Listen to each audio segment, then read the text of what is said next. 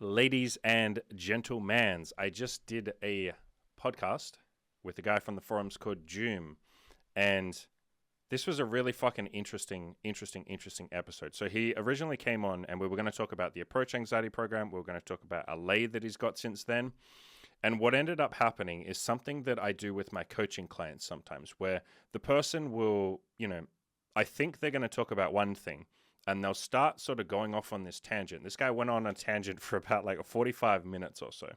What I want you guys to do is, if you've come here to listen to, stuff about the approach anxiety program or getting laid or any of that, I want you to be patient and watch what's happening. I want you to watch what I'm doing, watch what he's doing as he's telling this story. He starts telling this story about a friend who was very toxic in his life. He shares some very sort of personal stuff, which I really appreciate him doing. Watch what happens. Watch what I do after about 45 minutes, and watch where the conversation goes after that. It's a very deep.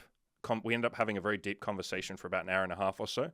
Very, very, very worth listening to. So, as I said, sort of watch what's happening for the first 45 minutes, and you'll see that we sort of go off on one tangent. Watch very carefully what I do. There's a sort of a really good moment where we hit some, big epiphany, and he just sort of really fucking opens up. It ends up being a great fucking conversation. We talked about stand-up comedy. We talked about my own sort of feelings on content creation. I shared some of my own vulnerabilities. We talked about what it's like to share vulnerabilities as a content creator, and how people sort of have this opinion of you as like someone you will have an opinion of me as a content creator. And so when I share my vulnerabilities, I'm sharing as Andy, or you see it as Andy, the content creator, sharing with you, rather than Andy the man, Andy the human, Andy the person. It's through this veil of like content creation. There's a wall up between you and I right now, this fucking camera. And so anything I say is like sort of removed. I'm not sitting in a room with you, talking to you as your fucking friend or as a person. It's not you and I having a conversation. It's Andy the content creator sharing with his audience. There's a sort of almost, even if I can be as real and authentic and honest as I possibly can be, and I do my fucking best, there's still this sort of detached, almost, I won't say manufactured because I don't lie and I'm not fake, but there's like a manufactured, this is somewhat manufactured. I edit it, I don't heavily edit, but I'm speaking through the platform of like YouTube or Spotify or my blog. And so there is some level of editing there. There's some level of, I'm only going to share the actual good content with you. I'm not going to sit here on camera and just babble for 45 minutes, even though, maybe I'm babbling right now, but fuck it. I'm not going to babble for 45 minutes. I'm not going to cry and then just release that, am I? I'm showing you still, even when I'm vulnerable and honest and raw, I'm still showing you the best version of that rawness and honesty. I try and have a fucking point. I'm never going to just sit here on camera and babble and cry and, go like, oh my God, I don't know what I'm doing, guys. I have no idea what I'm doing. I'm having a shit day. Like, what the fuck? I'm never going to do that, am I? Every podcast I do, every video I do has a point to it. I make sure I bring it back to self-improvement. I'm always going to be Andy the content creator, Andy the coach, Andy the mentor, right? I'm never going to be Andy the human being with you on camera. I try to be. I do my fucking best, but would you watch 10 videos of me just crying into a fucking webcam? No, like who the fuck would watch that? Like that's not content. So we talked about that because he's in stand-up comedy, and there's quite a lot of parallels there. So I think you guys will find this really interesting. Like I said, stick with it. Listen and pay attention to what's happening in about the first 45, 50 minutes. You'll see him going off on this long tangent, and I just let him talk. I just let him fucking talk for like 45 minutes. This is something I do with a lot of my coaching clients. You let them talk, and then when they've finally expressed everything, well, you guys are going to see what happens. In honor of it being this podcast, I wore my "This Guy Fucks" t-shirt. That's true now. That's actually true now. Are you okay with showing your video and having your face in the final thing? Yeah, that's fine, man. I've been on some podcasts before, so this is just a little bit of a different route than my normal thing that I've done, but I don't care, man. It's out there. I even told my mom I was going to be on today. You told your mom that you get laid. She was like, I want to see the link to that. I'm like, I'm not giving you the link to that. Yeah, no, same with my parents. When my parents are like, do you have a website? And I'm like, I do. And then they're like, are you going to send it to us? And I was like, I'd rather you not see it, just because there's like nude pictures of myself and Imogen, and they're like, okay. The thing I've noticed about like being like in comedy and things like that is you could literally say your deepest, darkest secret into a microphone And everyone will in a clap and room, laugh, and yeah, and or nobody even fucking reacts or cares. yeah, So yeah. I don't care about going on a podcast and talking about how I overcame my anxiety and got laid. It's like if that helps somebody out there, man, I am so ready to do that. So many people need to go through this. I had to go through it too. This like fucking transition period between like, okay, this sex is like some secret thing, getting laid is a secret thing, talking to women is some secret thing, and then you sort of go through this whole like metamorphosis, and you're like, wait, it's okay if other people know that I want to have sex. It's okay if I have a pair of balls between my legs. It's okay if I think sex is fun. And then you do this like coming out. It's like being gay or something.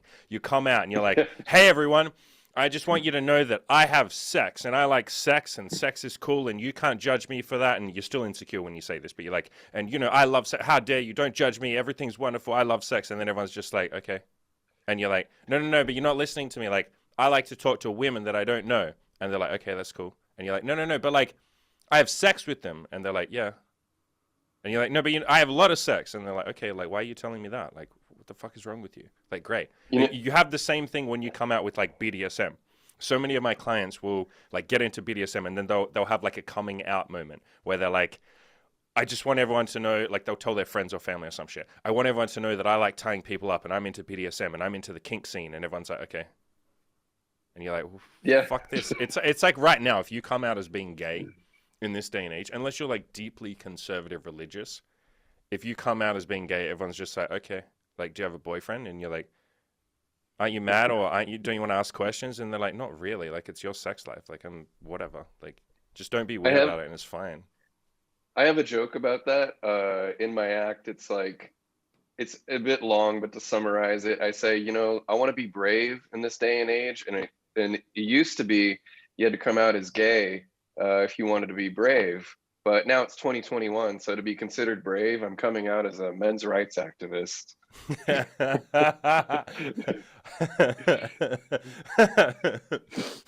And they're like, oh No, my God, so brave. no, no, no, that's not brave. That's like you need to be cancelled, bro. That's like this shit's got to get shut down. Uh, So yeah. let's talk And about why you fucking hate women so much. you know, fucking my mom, I made a list of her. No, you know, it is funny you say that because I had a friend who basically we kind of had a friend breakup Mm-hmm. because I was talking to him about doing the AA program, and he's Mm-hmm. like, you shouldn't be doing this. Uh, and ironically enough, he was just kind of enough of a natural that he usually did get women by just going up to them and talking to them. Yeah. But for some reason, me going up and talking to them wasn't okay in his book, and I shouldn't be doing that. Wow. And he literally Wow. even said, uh, that feeling that you have when I was talking about my anxiety, he said, that feeling that you have, maybe you should just listen to your gut and not talk to these women. Is this real And so life, bro? I know I posted about it in my log. It's like obviously the posts where you're like, I got laid, get like all the likes, but sometimes the sad posts where you're like, hey guys, I'm still struggling. Mm-hmm. It's good to know that like there are people still reading, and that's why I love the forums, man. Like first off, I just gotta say, thanks for just talking to me, man. Like this is No, like you're being welcome.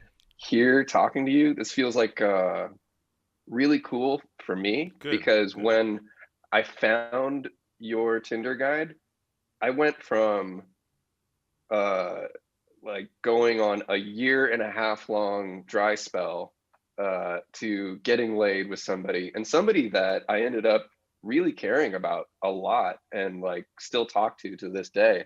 It wasn't just some fucking, oh, I fucking fucked a fatty. It was like somebody I cared about. And, you know, while we never became boyfriend, girlfriend, we still just talk all the time. So it was like a crazy journey for me because like I think we're about the same age. You might be a little bit older than me, I'm 34. but I'm 34 as well. Yeah, yeah. And I started like, or when I was like around 19 or 20, I read The Mystery Method Yep, after yep. watching the VH1 show. I was like, guys, Yeah. this is the way it is. Don't you Yeah. understand? You have to talk to a woman for 4 to 6 hours. Hmm. And then I read The Game by Neil Strauss. I Hmm. even met Neil Strauss and got him to sign my fucking book.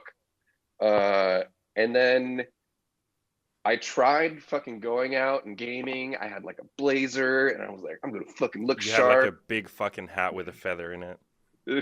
Not Peacocking. not quite, but like Yeah. I was just trying to look good. Yeah.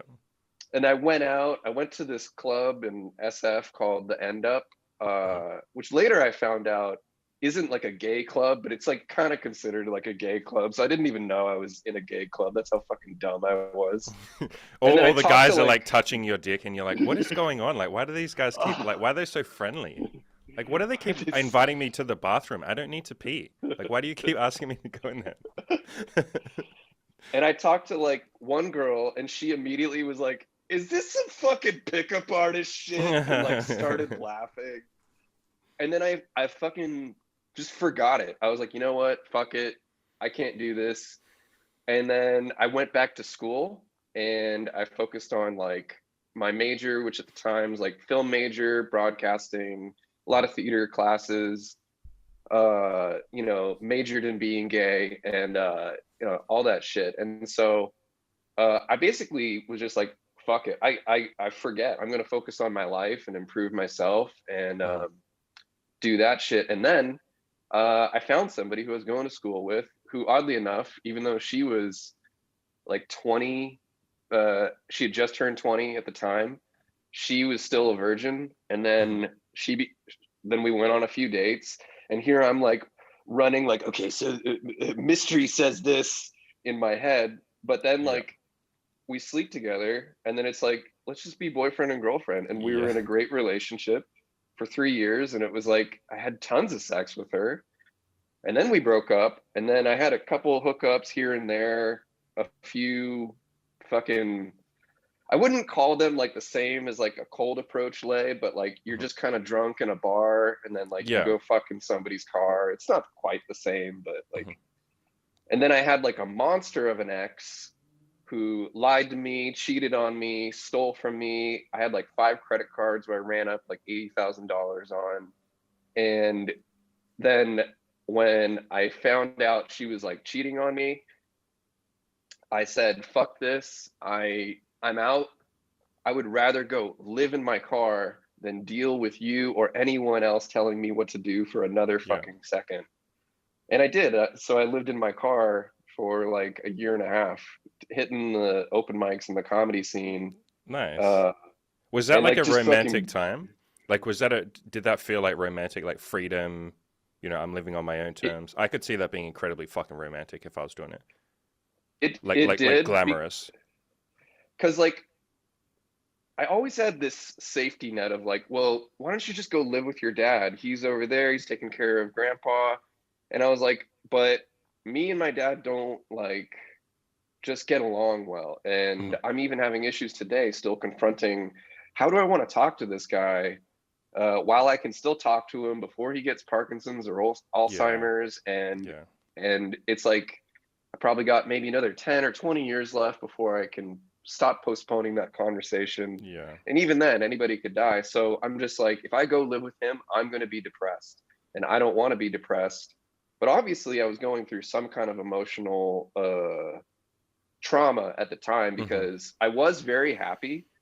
I was like, I had great friends helping me through it because, like, thing is, I kept doing comedy Hmm. and I met some really cool people. I even met another homeless friend who he lived in a sandcastle on the beach.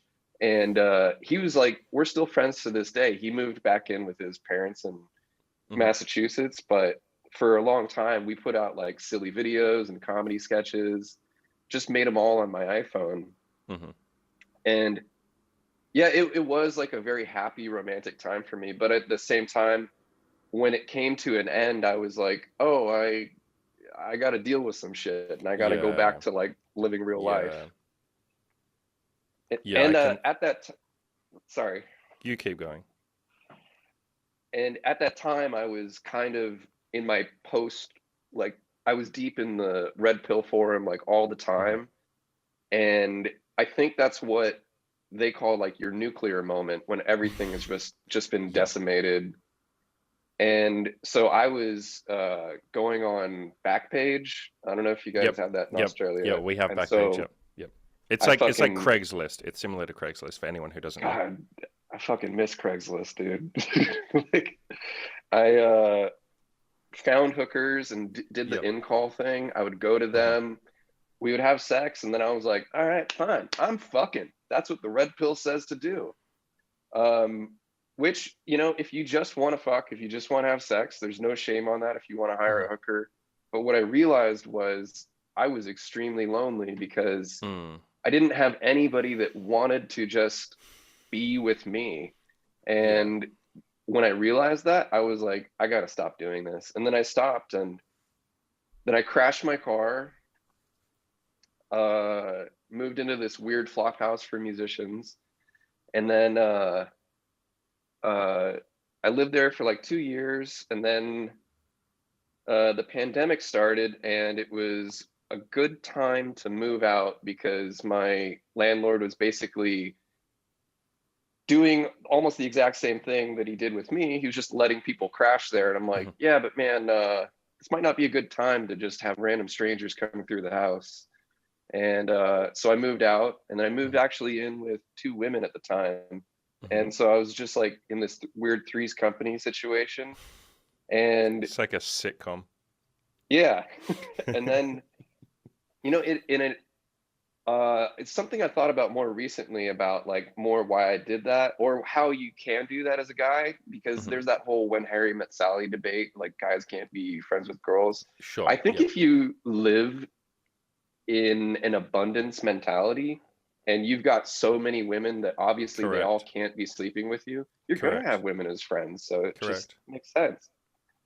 And then I found your Tinder guide, man. And so I was like, I hadn't been laid for like a year, and then the pandemic started, and then it was just like, God damn it! And then towards like the end, when things were starting to get back to normal, around November, December, they're easing up on the lockdowns. I Hmm. was like, well, I gotta try, I gotta do Yeah. something. Yeah. And then I found it, and it like I went from getting like 1, 2 likes a day, no girls messaging me back, or you'd have a conversation and it would just take forever. You'd never get their Yeah. number to get it. Then I was like 10 to 20 likes a day. And all I had done is just change my picture, change my bio, change the template I was using. I wasn't like, I, I, it just, I like screening with that same template now. I've like got Hmm. it memorized. So it's Hmm. like, just thank you for that. And thank you for the template. And then discovering the forums, oh my Hmm. god, and seeing how dedicated like this small awesome community is Yeah. to improvement and like getting better. And I didn't even know about the AA program when I read the Tinder guide. I Hmm. thought, oh, it's all this online thing. And then I start to see people talking about it, Hmm. and I was like, maybe I should do that. But then like I had to leave the forums for a minute because I was moving from San Francisco to New York. Hmm. And then when I was here, I would just see these beautiful fucking model quality women walking around the street, and I would want to say something to them. I would want to talk to them, and Yeah. I had even tried in the past, just go into Whole Foods and talk to one girl, and I did, but then like I didn't prepare myself to do it like 20 times a day. I just did it Yeah. like once. But the Yeah. AA program is like amazing in that regard because it's like, hey, buddy, just ask her for the time. Hmm. And it's like, that's it. That's all I have to do. And then I did that. And it's just now when I walk around, I don't feel intimidated or like I can't talk to anyone. I feel like this is my right as a human being. If I want to Hmm. talk to somebody, I should just be able to talk to them. Yep. Yeah, I mean, like you have the permission. Mm. And for anyone who doesn't know, the approach anxiety program that we're referring to is a free program. I didn't write it. It's the website that I learned a lot of my shit from. Good Looking Loser. It's a free program. I'll leave a link in the description below. But it basically like walks you through how do I actually start talking to women and telling them that they're cute. And it really does hold your hand. Like it starts out so fucking easy. Anyone can do it. You finish the That's entire program. I know, I can't believe it. Like I looked back and I read this thing and I'm like, this is years ago. Like Yeah. I was just that it was still there, still on the website.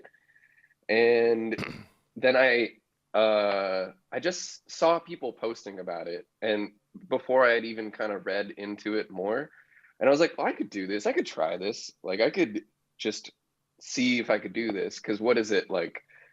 I would see guys. You know what it was? I think I saw Kane for he posted about it. Mm-hmm. His handle is like Kane Getting Laid, Mm-hmm. and he posted about doing day 45, Mm-hmm. which is the milestone day. And I realized like this is something I need to do. And it kind of inspired me to like, oh, I should all it takes is 45 days to go Mm-hmm. from 1 to 100 in terms of talking to women. I was like, I can do that 45 days. Little did I know that like you can also spread it out. Yeah, and it's not for it's not just like I mean, let's make it clear. It's like it's very doable. Anyone can do it, but like you get deep into it, and I'm sure we're going to talk about this. Like, you get your ass kicked on some days Oh my because God. it brings Yeah. up all the insecurities and the fears of like, what the fuck am I actually doing with my life? Am I allowed to be doing this? What this is retarded. Why am I even talking to women? What if people see me? Do I even want sex? Like all of that shit comes up. Like, do I have the right to be doing this? I'm too ugly to be doing this. These women are too hot for me. I don't have the right to be getting laid. And I want to come back to something. I really appreciate you sharing your full story there, by the way. That's like really fucking dope of you.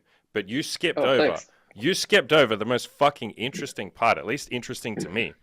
You just like said it and then moved on. The guy who said to you, and I'm sure everyone will want to fucking talk about this. The guy who said to you, you don't have the right to be talking to women. Like that little feeling, that nagging feeling you get that says like I shouldn't be talking to women. I'm too anxious. Like you need to listen to that. The fuck is up with that? That's some like evil shit, man. That's like the most evil thing you could ever say to someone. That's like let's here's a really good analogy for anyone who doesn't. I'm sure everyone's gonna understand how fucking evil that is. But let's just give a fucking analogy. Let's use race. Race is a very fucking hot topic in America. Imagine some black guy goes, I want to go to university. I come from downtown Detroit or Chicago or one of those places. I fucking hate all the crime around me. I hate that all my black friends just seem to want to live the crime life. I want out of that. I want to change the world. Maybe I've seen Obama. I want to be president of the United States. I want to do something amazing. I want to make the country or the world a better place. I really want to go to university. But I feel like I have insecurity about doing that. I don't know if I have the right to. I'm black. I come from this poor place. My father left when I was 3 years old. My mother doesn't really have the money. I'm not really sure. I want it, but I don't know if I can make it. And you say to that guy, now that voice that says you probably shouldn't, you probably won't make it, you should listen to that.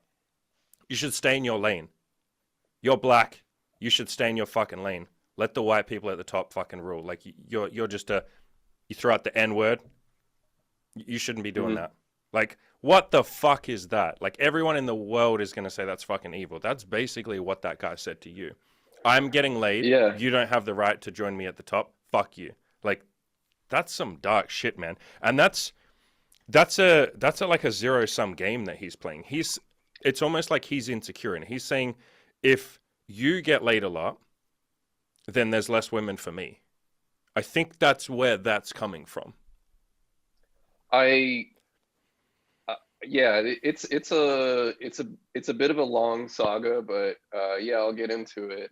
He at its core, like I recognize he is an insecure guy. And so what had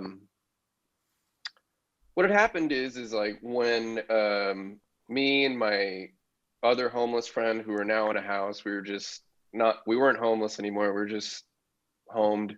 And we were like, hey, let's keep doing the videos, but let's do it with the help of this other guy.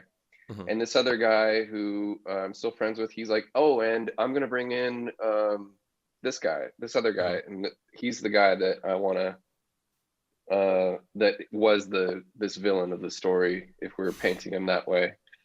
I don't And think he's a villain, but that particular act is pretty fucking evil. Like I don't know him, to cast judgment, well, but that act is fucking evil. you know what is kind of so so complex about like your favorite types of villains is They have a um backstory. th- they're not all like 100% villain, you know, Nobody like is. even if you were to look at like Magneto from the X-Men, you know, like he envisioned this world that was like a Hmm. utopia or something. He didn't want to just fucking kill all humans. Hmm. So it wasn't just like everything with him was like bad, but um there was these moments where I would see an ugly little monster rear its head, Yeah. and it was usually when he was like drinking or something. Hmm.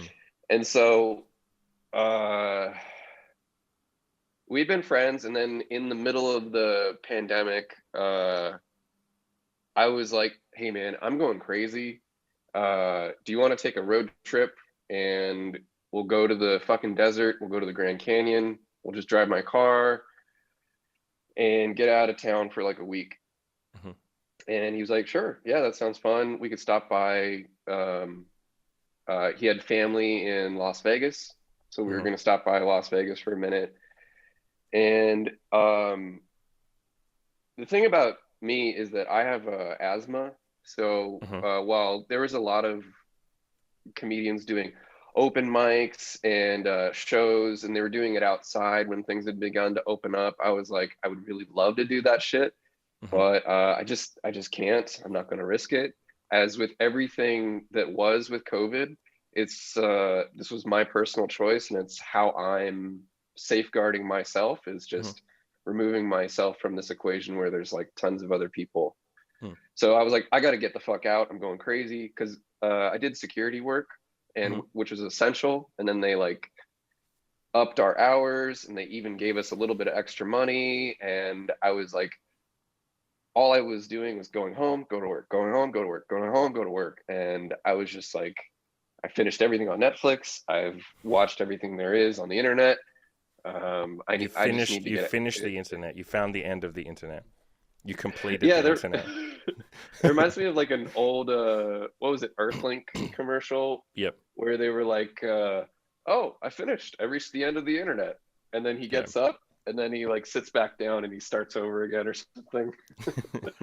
Uh, so he comes with me on this trip to the Grand Canyon, and then uh, his style of being a friend was like he would just like constantly like rib you, put you down, or call you dumb or stupid, and it I, was I really starting to irritate me. I hope you can see that you're using the word friend very loosely there.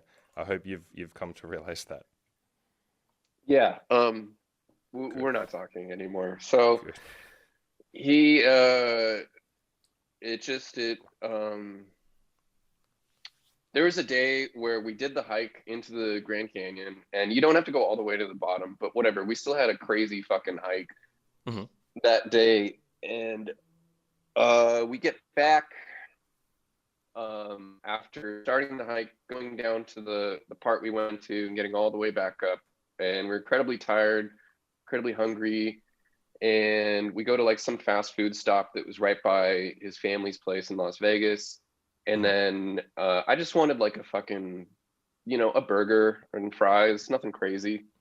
And then I was like, oh, and I'll have a custard too, like a ice cream. And then we get back and there's only the ice cream for me. And he's like, you said you wanted the ice cream. I'm like, yeah, but I didn't just want the ice cream. And it started like a whole other argument. And then he's like, I'm not going to argue with you. I'm not going back. Here's the keys if you want to go back.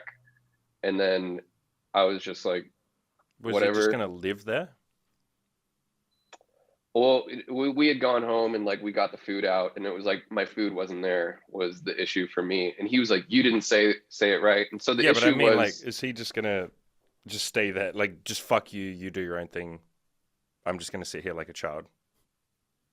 Yeah, kind of. Okay. And the gaslighting thing with him was like crazy to me. So it's like there are these times when I've been gaslit in the past where somebody says, "You said this," Yeah. and a good example was what I'll get to in part of the story. Actually, I don't want to jump ahead, but so I waited to the next day when he wasn't tired, wasn't hungry, wasn't drunk, was nice and sober, had his coffee and everything, and I said, "Hey, I need to talk to you. The way you are talking to me, I cannot tolerate it.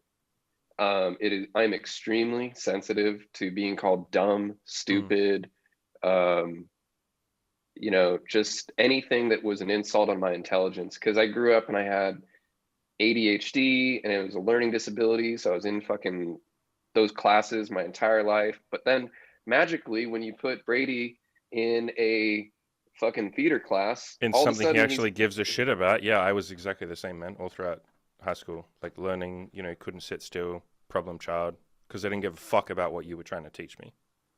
I know if I had just gone to like a performing arts high school, I could have Mhm. gotten like straight A's and everything. But they're like, no, just let him get his A's in theater, and so that fucked up my college trajectory and that Mhm. career and everything. And fucking, I don't know how if anyone is listening and they're still in high school, but if you are still in high school and you're listening to this, don't listen to just one high school guidance counselor. They don't fucking care. They're an idiot. They literally Like don't if give a fuck about you. they are just like they want to see you graduate so their numbers go up. They Mhm. do not care about you going to college. You have to Mhm. care about yourself, which is a good lesson in life for everything. You're the only person that can take care of No you. one will care about you as much as you care about yourself. Yeah. And I think there's even a Jordan Peterson rule in his first book, The 12 Rules for Life. He's like, take care of yourself as though you were taking care of somebody else. Mhm. Because people always have this habit of taking care of other people better than they can take Mhm. care of themselves. Mhm. Um, but anyway, to finish the story, I said, this is my line in the sand. If you cross this, we can't be friends anymore. And then he was like, okay, I'm sorry. I respect that. I really apologize. And then, as with any kind of discussion or argument you have with a friend, there's always a little back and forth. Mhm. And, he had his things to say, but ultimately we had settled on something amicable for Mhm. us to like continue as friends. Then, um, a few weeks go by and we're back in San Francisco. And then he invites me out to his show, and he was producing this show at a bar, and he said, hey, come on out to my show, it's at 8 o'clock. Mhm. And then I get a text from him, like when the show's about to start, uh, at 7 o'clock, and he says, hey, where are you?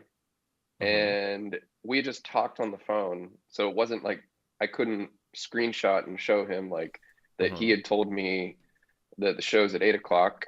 And I was like, you said the show was at 8 o'clock. Mhm. Sitting at home. I'm about to get ready and head out. Mhm. And then he's like, no, I said the show starts at 7. You should already be here. Mhm. And so just the gaslighting thing right there, like he would say the thing, and even if he would admit he was wrong, oh, I did give you the wrong time, he would then say, well, you should want to be here early anyway. Yeah. What that So is you see this with people. It's where they're basically they want you to walk on eggshells, and the way I look at it is they're like waiting for an excuse. They want to yell at you. They're looking for an excuse, and they will invent a reason to. And that's like a deep unhappiness with yourself. You're literally waiting for the other person to make a mistake, and if they don't make a mistake, you'll invent one because you have a lot of like anger or frustration inside you, and you're looking for a punching bag basically. um yeah, and I get there, and that actually touches on what happened that night is we were uh we're at the show, and this is kind of at about the time where I'm starting to read your Tinder guide, and one of the main things is you need to lose weight and you need to dress Hmm. better. Hmm. And I was like, okay, to dress better, I'm going to order this thing called Stitch Fix. And Okay. I didn't even know about Radical's style guide yet, but I wish I had kind of seen it first. But the Stitch Fix will send you like just personalized things. If you say Hmm. like, I want to do this, I want to do this, they just send you some nice clothes. So I was starting to dress better. I show up to the show. I didn't have piercings because I was too much of a pussy to do it, but I'm gonna get piercings this year. But I had some fucking magnetic earrings in, That's and almost I'm as where good, by the way. That's a really good tip for anyone who wants piercings but doesn't want to get the little stabby. Just use a magnetic one. it's It doesn't hurt, by the way. It literally doesn't hurt. You'll do it and you'll be like, "Is that it?" Like you don't feel it because it's just like instant. it's funny. Uh, it may have just been more of like a work thing, even though I know I can get it. But whatever. But I did have my ear pierced in sixth grade. Hmm. Like I was one of those kids. I don't know. Do you remember that episode of The Simpsons where Bart gets his ear pierced? Yeah, yeah, yeah, yeah, And yeah. then, like it's kind of like that.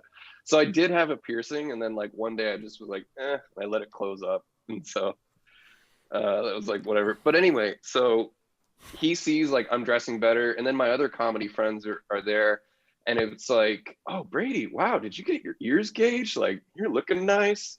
And then he Hmm. comes over, he's like seeing me, and he's like kind of looking at me like, okay. And then so the show is over. He's finishing up, and then he's like he biked there. He didn't drive there. He's like, hey, I need you to give me a ride home. And he's like super fucking drunk. Um, and I was like, yeah, all right, I'll give you a ride. Like, Hmm. not a big deal if for me. And then he's like, where'd you park, you fucking idiot? And then I was just like, what? And then it's like, yeah, I'm over here. He's like, all right, let me fucking stick my fucking thing in here. Like, I got a huge cock, you got a tiny dick. And we're like, what the fuck? Why is he saying this shit? And then uh we're in the car and I'm driving him, and he's like, fuck you, Brady, you're a fucking idiot, you're a dumbass, and you fucking hate yourself, you're doing all this because you hate yourself. And I'm just like, shut the fuck up, I told you you cannot talk that way to me. And I blew up at him and I snapped at him. And then like he was like, he kind of realized what he was saying, and then like he was like, I'm sorry. And then I dropped him off, and he was just like, he apologized in the moment, but it's like, if this is who you are when you're drunk, Hmm. this is who you really are. Correct. Yeah, And it's like that anger. That anger doesn't come out of nowhere. Alcohol is like a permission slip to let out whatever demons are inside you. Alcohol doesn't invent demons; it just releases them. yeah, and if you know you're like this when you're drunk, maybe Then you don't shouldn't be drink. drinking that Yeah, much. yeah, It's yeah, like I know I become a handsy motherfucker when I drink, so it's like I'm gonna stop at two, and then we're gonna yeah, evaluate from there. yeah. Especially in this fucking Me Too era, I can't even hug somebody anymore. Fucking I mean, you say assholes. that, but you can. But back on the topic of Yeah. this Anyway, guy, I so think there's an important lesson to be there. Before you go on, I think there's an important lesson to talk about there, which is, whether it's women, whether it's friends, like a big part of this whole process, especially getting laid, is figuring out what your boundaries are. Because at the start, and people do this with friends as well, because they go, oh, but it's my friend though, so I got to let them do whatever I want. A big part of self improvement is like learning those boundaries and then enforcing them, which I'm sure you're going to go on and say how you actually enforce that. But yeah, boundaries are fucking important, man. Because otherwise, people will just it, walk all over you for the rest of your fucking life. well, I still have boundary issues today. I've read the No More Mr. Nice Guy book, and that was like so helpful for me. But it's I just made a post about it today on my log, and shout out to Spider Jerusalem, who is like, I'm a fan of his log. He's a fan of Hmm. mine. So he was really nice. Like right before I came on, he was saying something sweet on my log about like, hey, I know you can get through this. You're a good guy. He actually, sometimes I chatted him up on WhatsApp once or twice. He's a nice guy. But I decided from that moment, I was like, in that moment right there, I was really evaluating that fight I had had with my friend. And I was like, do I want him in my life? Mm-hmm. And we had even made decisions like, hey, we're going to move to LA together and we are going to be like roommates. And then we had kind of a fight about that because he was saying, you weren't looking for a job in LA hard enough. And that wasn't the case because one of the things that I did when just randomly in my life is I stopped smoking so much fucking pot. And when You you and stop like smoking several of pot, my other friends, by the way. Yeah, I have so many friends that have stopped smoking pot or stopped, like, cut down. yeah, it's like you still have your friends who are like, you want to smoke a joint, and be like, I'm not in fucking middle school, man. Like, let's Yeah. get to work. But it really helped me realize how much how much my life sucked. Mm. And once I felt that, I was like, I got to do something about this. And so I worked in security since I was 18. And I went from a patrol officer to an SOC operator to an SOC lead. And then I was a Mm-hmm. supervisor all in like 6 months because like I finally pushed myself on a You forward finally had a trajectory. reason to, yeah. And because I was like, life sucks, but I might as well get some more money while I'm Yeah. here. And so I was making good money, and the jobs they had in LA paid like almost minimum wage, and they didn't even account for my experience and how much I was really bringing to the table. And so I said, I just don't think I can find a job in LA. And that's why we had a bit of like a fight about that. He was going to move to LA first. And then I said, yeah, I'll move in with you. And then he's now blaming me for his moving to LA failing. It's like, you were going to move there without me. How is me not moving failing you? Mm. And so I think I waited like the weekend and I was like processing it. And I called him and said, hey, I need to talk to you. I set a line in the sand and you crossed it. And he's like, well, Mm-hmm. you're being overly sensitive about this. And who cares? I don't care if I'm being overly sensitive. I'm a sensitive guy. I'm feeling this way. Like, you did this thing. I said, don't do this thing.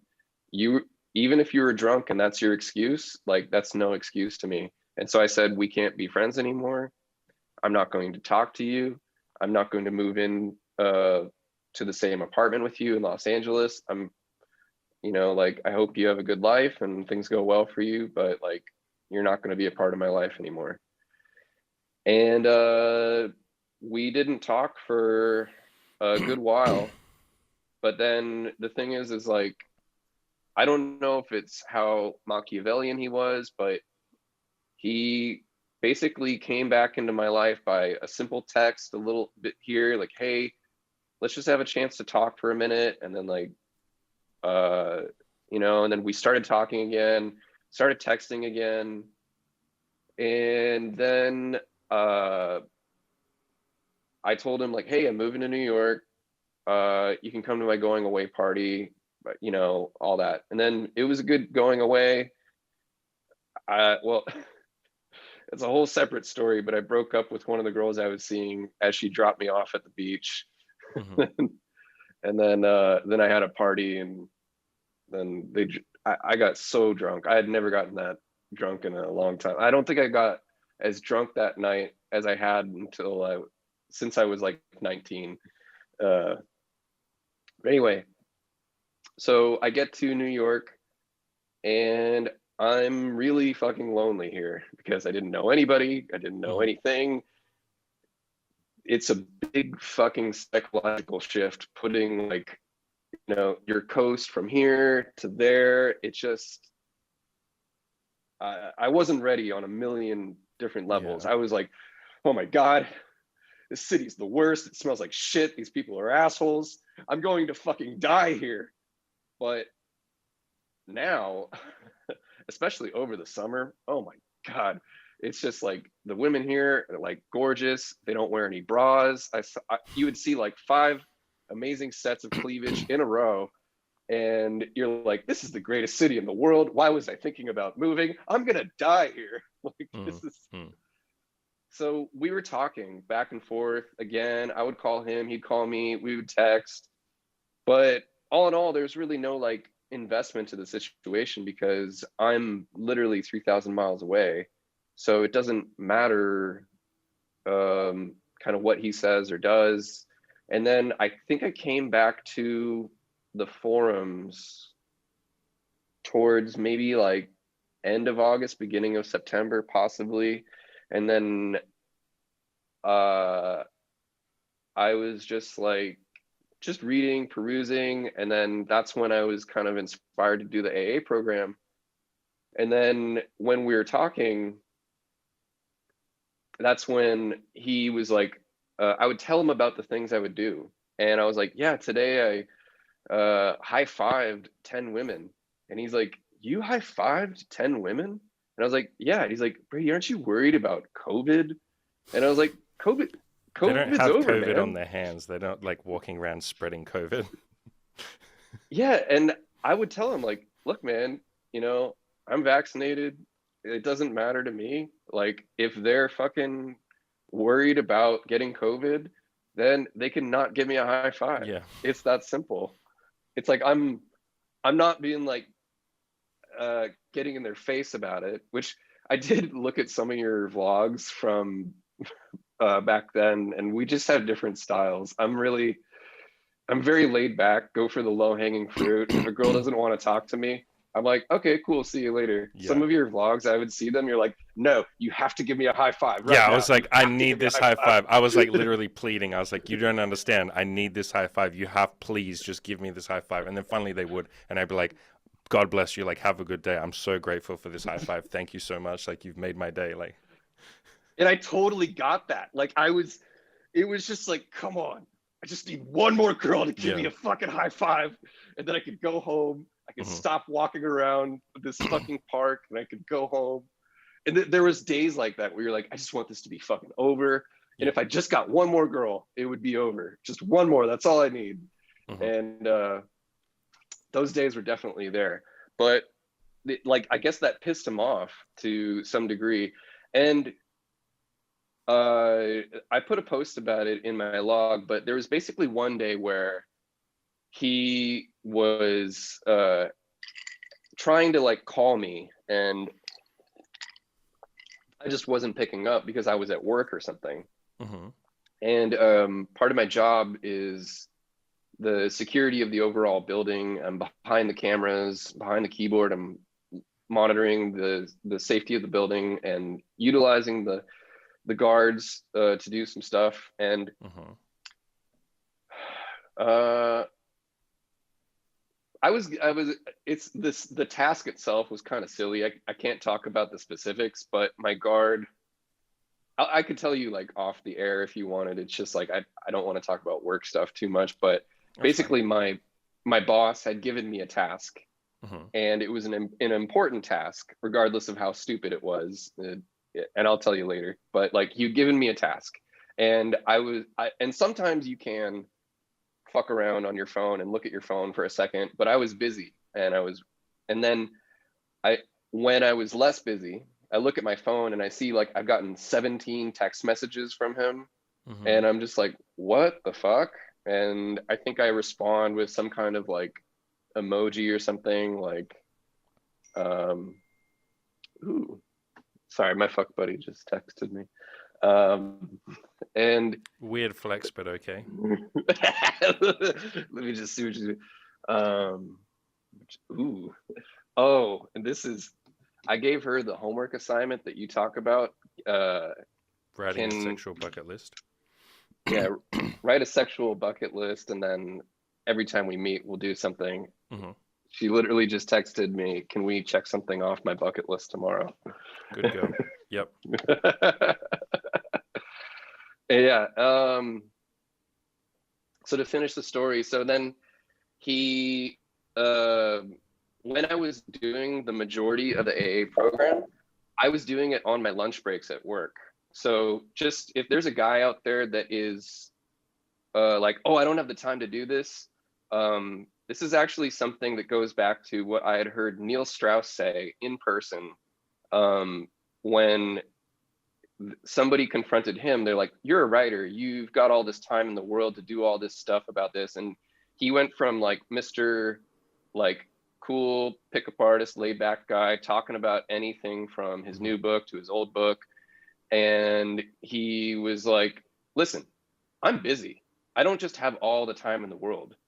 If there was a meeting tomorrow that had like 5 of the most important people in the world to you personally, and they said they wanted you to be there, you would find a way to be there. And so what he was talking about is if it's important to you, you will make the time for it. So that's just a quick aside. Like I only had basically 1 little hour out of every day, and when I would commute to and from work, and like that's it. And I think even Kane Getting Laid talked about how he stopped going to the gym because he's like, I need to finish the program. Yeah, it's like I worked part-time, so I got less money. Yeah, you'll make it a priority. it absolutely. So if there's a guy listening who hasn't done it, is thinking about doing it, make it a priority and you will do it.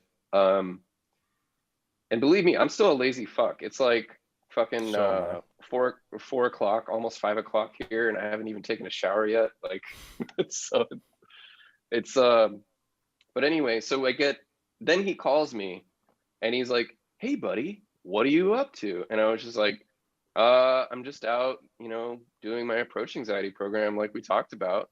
And he's like, oh, you're experimenting on those women? And I'm like, I'm not experimenting on anyone. If anything, I'm experimenting on myself. And then he's like, you know what? And he just like goes into me and he's like, you're a little bitch, like all this stuff. And he's like, I'm back here. I'm fucking arranging dates to get my dick sucked. Girls are coming to me. I got a huge cock. You got a little dick. And it's just like, he would take any opportunity to mention he had a huge penis. And it's just like, dude, why do you keep talking about your penis? It's like the only people I've met that are obsessed with their penises as much as he was were other like gay dudes. And it's just like, come on, man. Like, even if you got like a small dick, it doesn't even matter. It's like, but anyway. And then I just was like, I'm in Target, which was one of my zones. Cause I used to watch this YouTuber, shout out to Evolution Daily. Like, I don't even know where he's at these days, but just literally seeing somebody do it I was just like, holy shit, somebody's fucking like just walking up to girls and doing it and then putting it on YouTube. Oh my God, what a genius. It inspired me to realize like, oh, I can do this. And I said, so anyway, so as you can see, I'm very ADD. I apologize. that's fine. So he was just like laying into me. He's like, like, fuck your father, fuck your brother, fuck this. And then I was just like, you know what? I'm not going to listen to this anymore. And he's like, no, wait, what did I say? I said, you know what? I'm not going to argue with you. And he's like, okay, so then don't. I'm like, okay. And then I hung up on him.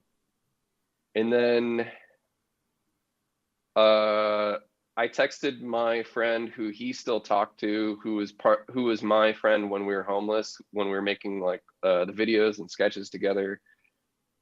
And I was like, hey, I need to talk to you. Can you call me? And he waited 5 minutes and I was like, hey, did blah, blah, blah call you? And he was like, yeah. And we talked about it. And he pretty much said exactly the same thing that I told him. Like, this is what he said, this is what he did. And my friend, he's a really good guy, but one of the things is like what I appreciate about the forums. I think my beans are done. Is the guys there are so motivated and so driven. They're like, you got to get your life on this path. um, having some kind of weird homeless friend who just didn't care about women, didn't care about self improvement, but was like kind of a good looking guy. So he's that meme. I don't know if you've ever seen it. He's not the guy in the meme, but he's basically like that style of meme where it's like the homeless guy moves into your neighborhood, surrounding value of homes goes up, Mm-hmm. and so he like had a background with like addiction. He was a drug dealer, and then he did like Occupy and all that shit. Really cool guy. Um, he so he listened to the whole thing, and he comes from his like addiction and therapy background, and all he said to him was, "So, did that make you feel better?" Like after talking to him, like after he said all that stuff to me, and he was like, "Yeah, I feel better." And then I was like, to me, that was like all I needed to hear. It's like, so it was just no matter what it was all about him. And I was like, I guess doing this program revealed to me how shitty he really still was. Like and this is my problem is I give people second chances Mm-hmm. way too much. In fact, like just the last post that I put up was about this girl from Chile who kept fucking wasting my time.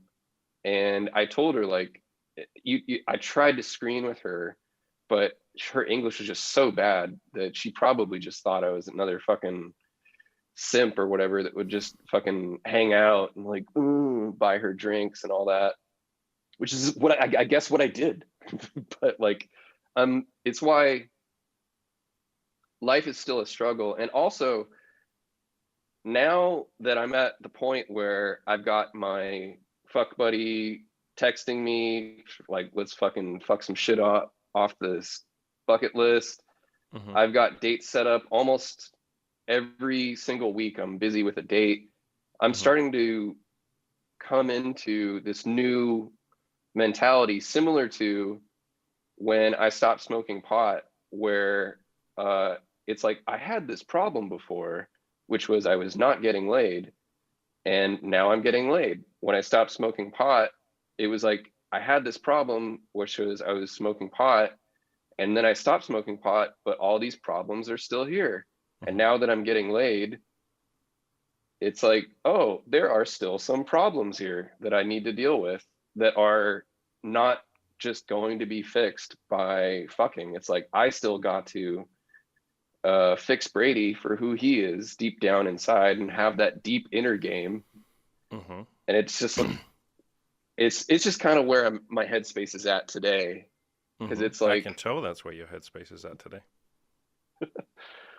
because it's I'm angry with myself, like with her for not setting the boundary of like, you disrespected my time, I'm sorry, this is your last chance, you're out of here, but I'm gonna jump in.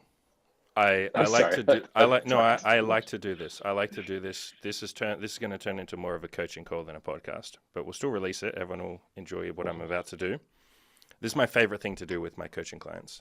When they take the microphone, so to speak, like you just did for the last hour, I let them do it. And I always love this moment right here, right now. This is where shit gets fun. I reached out to you and said, good job. You've finished the approach anxiety program. You've gotten your first lay. You've come all this way. You've made all these changes. This is really amazing. Let's jump on and share your story. Let's talk about the highs and the lows and all of that kind of stuff. Let's motivate other people. Let's talk about what it's like to do the AA program. Let's talk about what sex is like. Let's talk about what you're going to do next. Yep, let's do that. Super excited. And we started on that topic.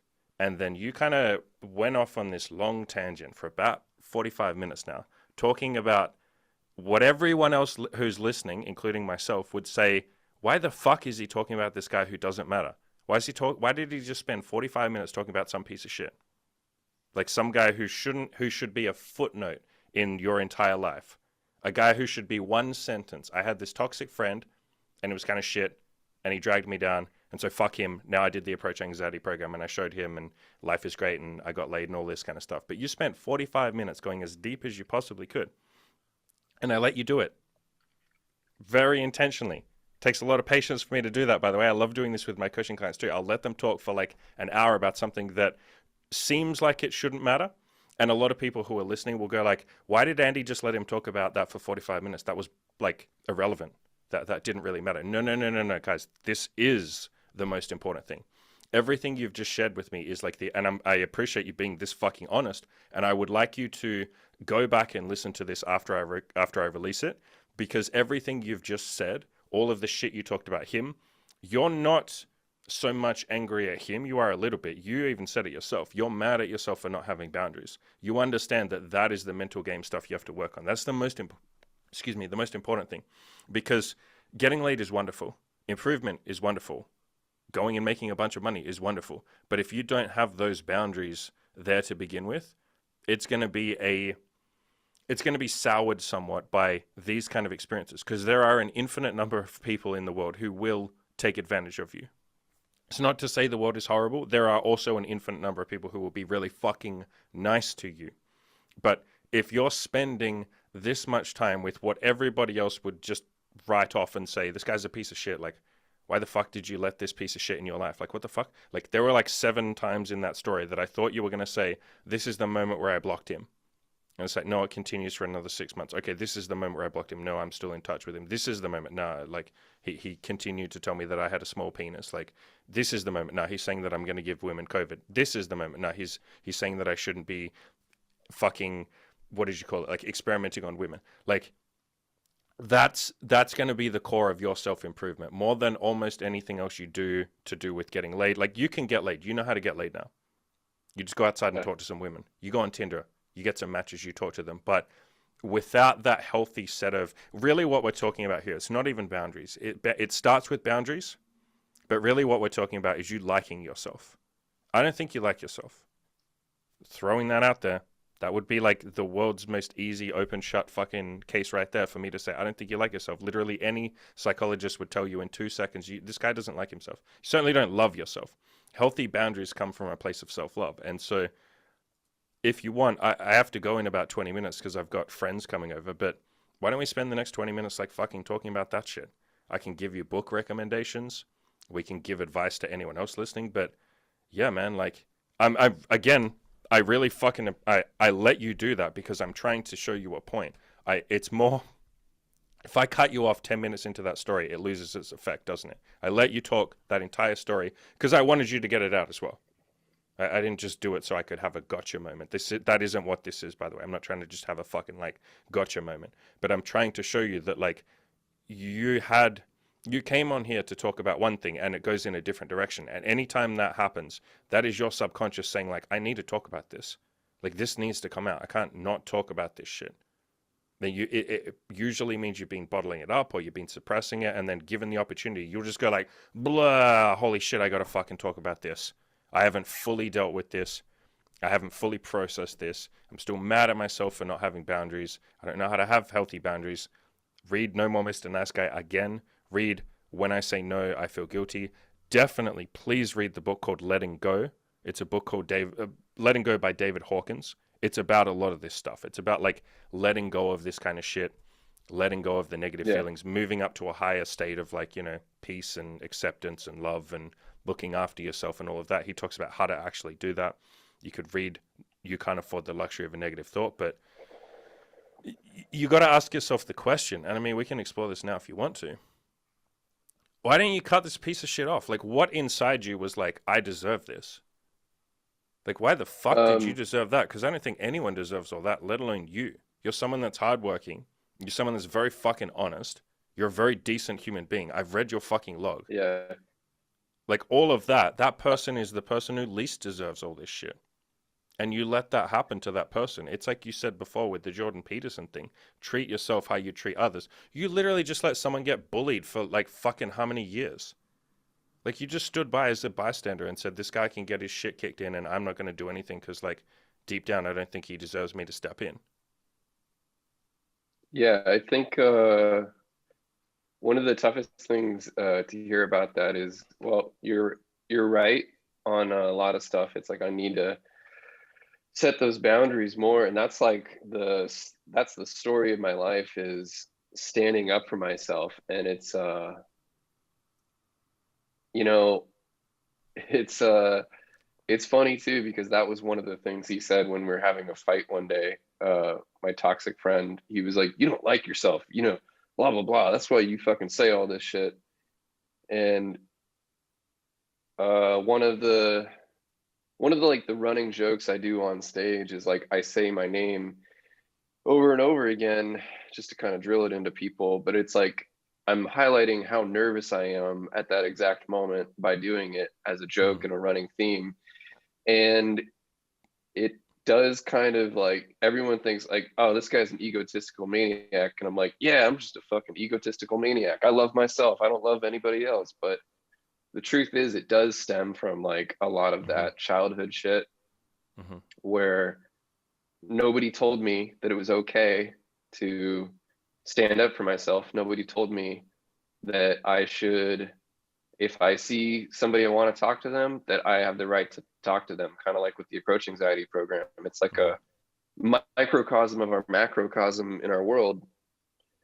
And I'm definitely still reeling with these feelings of like self love and acceptance because, uh, like, there was some big fat 18-year-old girl who like I matched with on Tinder, and her pics were a little bit catfishy, but when I saw her, I still could have just been like, no, I'm not really feeling it.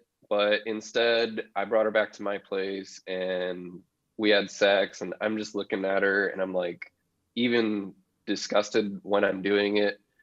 And then the next day, I just felt so sad and so down. I was like, why did I let myself do that? Mm. Like, I don't want to be that guy. And it's just, yeah, I am at a point where it's like, I got to really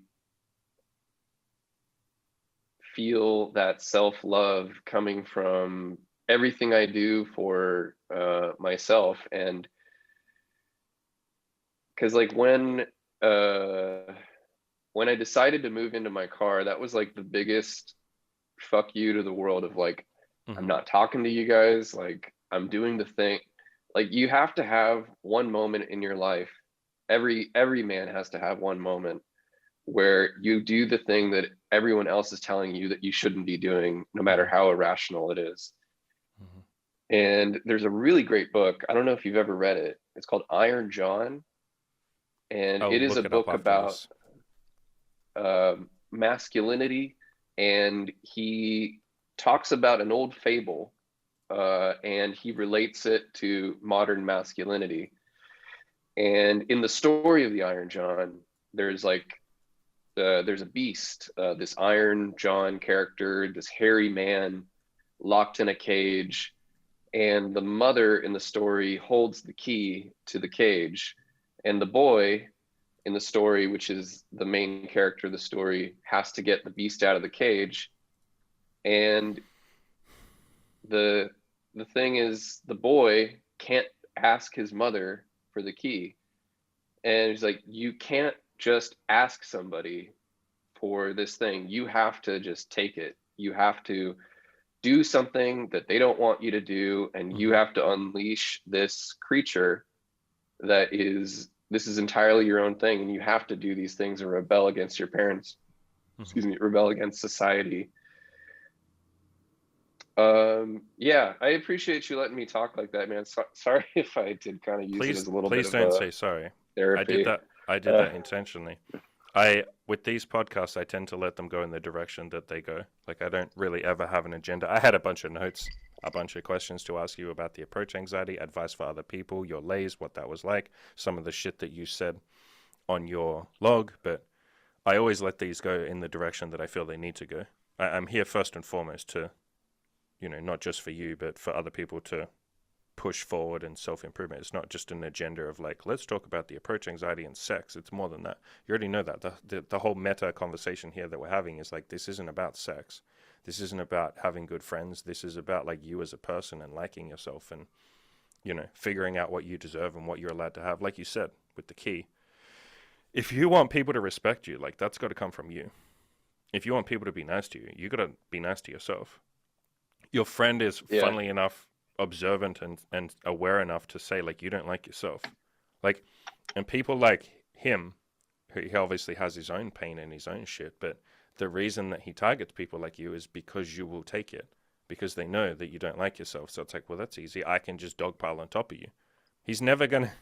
Do you think he's ever for a single second gonna treat someone like me? And when I say someone like me, I just mean someone who likes themselves. Do you think he's gonna treat someone like me like that? Why would he ever even attempt that? He'd be like, "You have a small penis," and I'd be like, "It's slightly above average. It's like 6 point whatever. I don't think that's like small, but maybe." And he'd be like, "Oh well, the girls you fuck are ugly," and I'd be like, "No, I like them. They're really pretty." And he'd be like, "Well, you're just a piece of shit, and your website is like pathetic." And I'd be like, "Maybe, but like we're all just here, doing our best, living our best life, aren't we? So, I like my website. I'm gonna go now because you're just insulting me, and this is weird. Like, why am I gonna let you keep insulting? I would leave within like 2 seconds. Anytime I get a comment like that on my YouTube, I block that person. If someone sends me a nasty email, I block their email.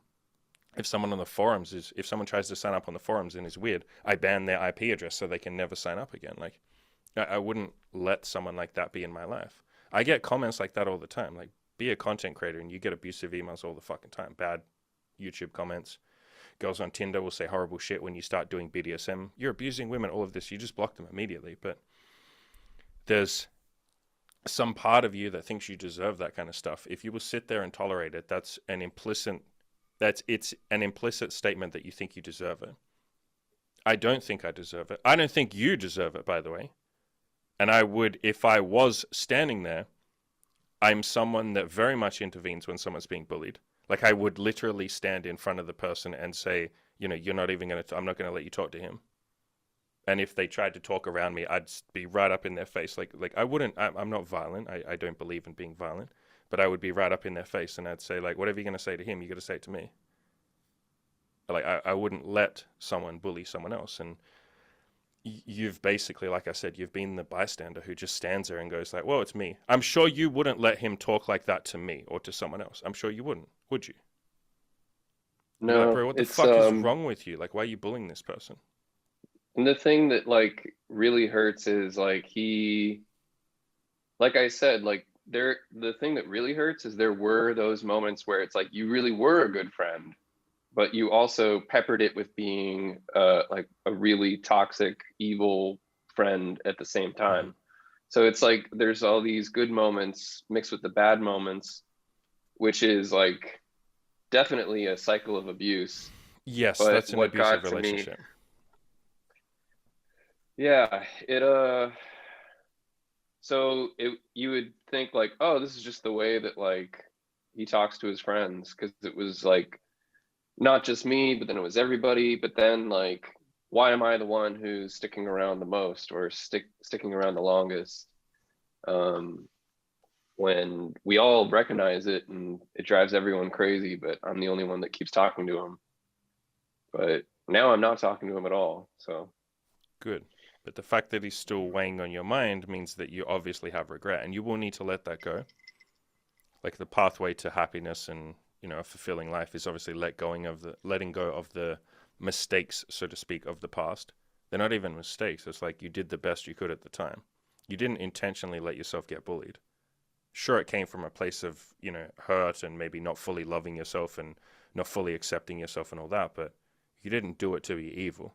And the real realization will come when you realize, like, he wasn't even, I said what he did was evil, but like, I didn't say he's an evil person. He will have his own shit, his own insecurities. Maybe his penis is fucking small. That's why he keeps telling you how big it is. There'll be a lot of his own pain and all that shit, which isn't necessarily up to you to sit there and work out why. It's not your mission to save everybody, especially when somebody's in the middle of hurting you.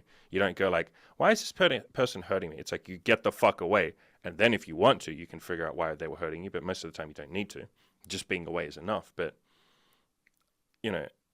even some of the stuff that you've said in your log, I can see that you're getting to this point where you're starting to work on the inner stuff. You've even talked about balancing your goals and your other goals with women. Like, you had some statement in your log about, how are people doing 150 approaches in a day? Like, I don't know how I'd balance that. So it's good. The point I'm getting to is it's good that you're starting to figure out like the mental side of this. And this is what comes up with a lot of guys. Some guys, The only reason they haven't gotten laid is because they just didn't try. But for the vast majority of guys, myself included, holy shit, myself included, we're not getting laid because there's like a million other things. It was Good Looking Loser who said it first. This isn't about women. Like, this has almost nothing to do with women. If you want women, just go outside and talk to 100 of them, tell them they're cute, get their phone number, fuck some of them. Like, that's not hard. If you're too nervous to do that, go on Tinder. If you're too nervous to do that, there are like probably in every guy's life 2 or 3 women that would sleep with him right now if he asked.